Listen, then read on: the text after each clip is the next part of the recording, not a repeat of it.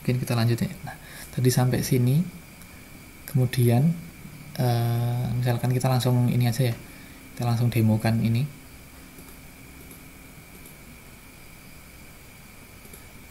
Kita coba gunakan asumsi bahwa TFR-nya mampu mencapai 2,1 dengan migrasi netonya 0, seperti yang kita gunakan di spektrum ya, biasanya kan gitu kan, migrasi netonya 0.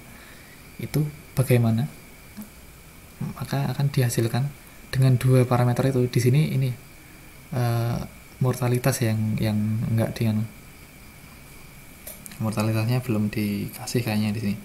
Nah, dengan asumsi kita itu TF di 2040-an itu, di 2042 ya kalau nggak salah, ini TFR 2,1 migrasi neto 0 dihasilkan proyeksi penduduk yang seperti ini. Nah, ini kan ini historis ya, jadi data asli, data sensus atau data registrasi dan sebagainya itu seperti ini. Nah, ini yang ungu ini my scenario, jadi hasil proyeksinya itu seperti ini. Acara 6 kita tuh yang ini. Nah, ini seperti ini kira-kira. Nah, mungkin kayak contoh cara menganalisisnya ya kayak yang kami jelaskan di kelas kemarin, kayak dengan asumsi migrasi neto 0 itu ternyata TFR 2,1 itu belum bisa bukan belum bisa, kayak masih menghasilkan jumlah penduduk yang jumlahnya turun gitu.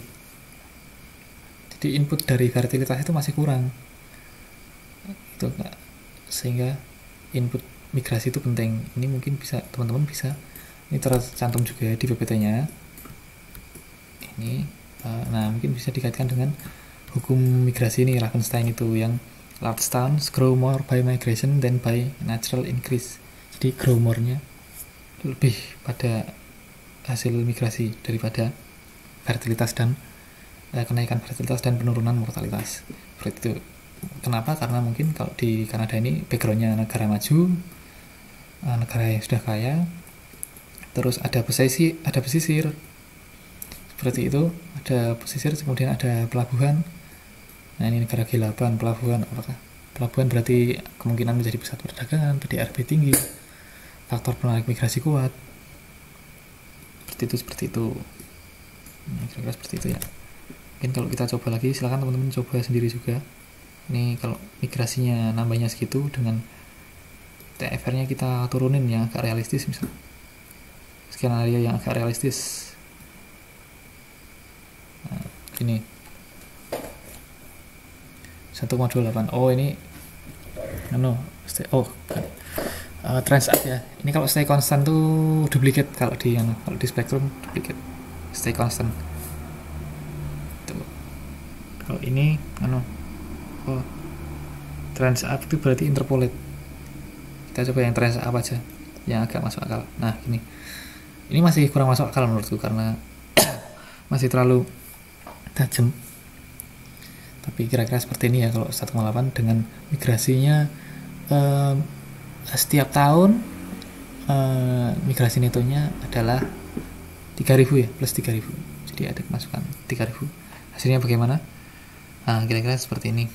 Yang ungu ini ya. Jadi jumlahnya kira-kira konstan. Mengarah ke konstan relatif terhadap tren 2010 sampai 2020-an. Kira-kira seperti itu. Nah, ada yang lain yang perlu di-highlight, yang penting juga. Itu kan tadi kan kita bermain-main dengan asumsi ya. Tadi kita main-main dengan asumsi TFR mampu menyentuh 2,1 di 2042. Terus kita ubah jadi 1,8 di 2042, menghasilkan gradien seperti ini. Terus kita coba menggunakan asumsi migrasi yang tidak diabaikan. Jadi migrasi neto 3.000. Seperti itu hasilnya. Itu yang kita main-main tadi ya. Tapi kalau yang di publikasi ini, yang susunannya mereka yang pastinya sudah melibatkan para ahli dan penghitungan yang rumit dan sebagainya, itu menarik untuk dipelajari. Di mortalitas itu mungkin kita agak skip di mortalitas ya. Yang menarik yang bagian migration. Itu ada net in migration is assumed over the forecast period. In migration rises to around 4.500 in 2022. Jadi naik 4.500 di 2022 before falling back to 2.500 in 2023. Jadi diasumsikan bahwa 2023 itu turun lagi menjadi 2500 ini, 2500 migrasi netonya. Jadi ini kan plus ya, berarti di 2023 itu hanya selisih antara migran masuk dan migran keluar itu hanya plus 2500. Jadi penambahan dari migrasi hanya 2500 gitu. Kemudian ini ada lagi migrasi masuk naik hingga mendekati 3700 di 2027. Nah, jadi ini dia asumsinya ada banyak, dia nggak cuma mereka nggak cuma pakai tahun terakhir aja ya.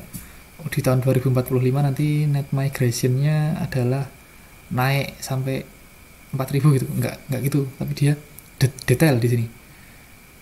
Ada 2022, 2023, terus di 2027 itu diasumsikan migrasi masuknya naik hingga 3700.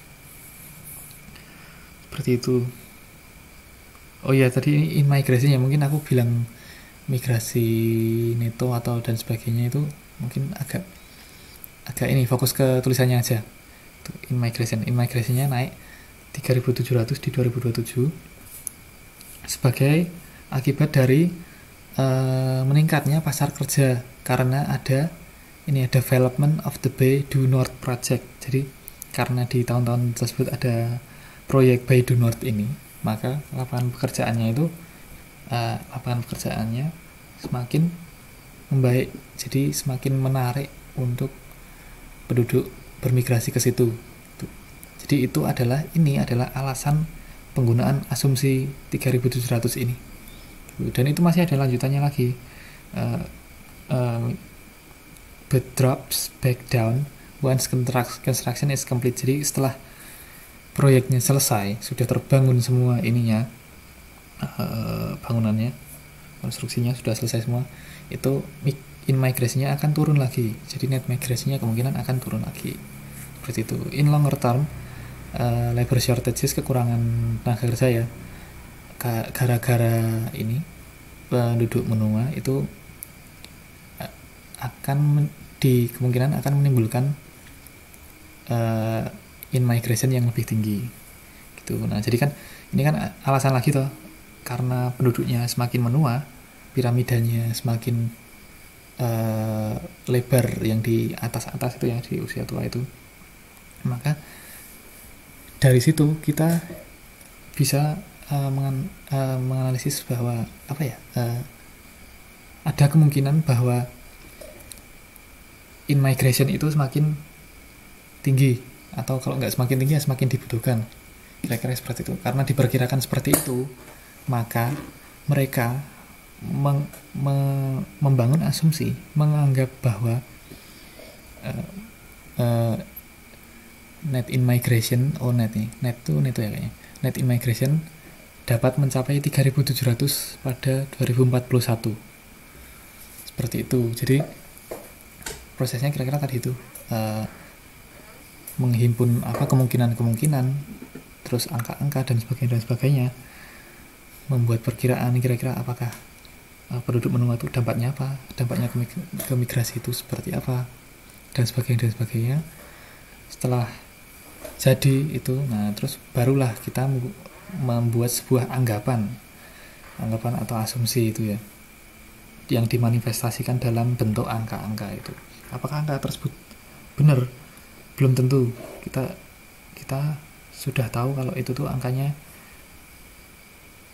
hanya arbitrer gitu, tapi tentunya didasari seperti itu. Kenapa kita menggunakan asumsi? Karena jika tanpa asumsi, kita tidak menggunakan asumsi ya, nanti kita tidak akan bisa memproyeksikan seperti itu. Atau mungkin bisa, tapi akan membutuhkan proses lain yang mungkin bisa lebih rumit dan sebagainya. Tapi intinya salah satu cara proyeksi itu ya dengan asumsi tadi itu. Gitu ya teman-teman. Mungkin nanti ini PPT-nya dibaca aja yang bagian asumsi, karena ada banyak catatan penting seperti contohnya ini. Nah, itu aja mungkin dari kami. Terima kasih atas perhatiannya. Sampai jumpa.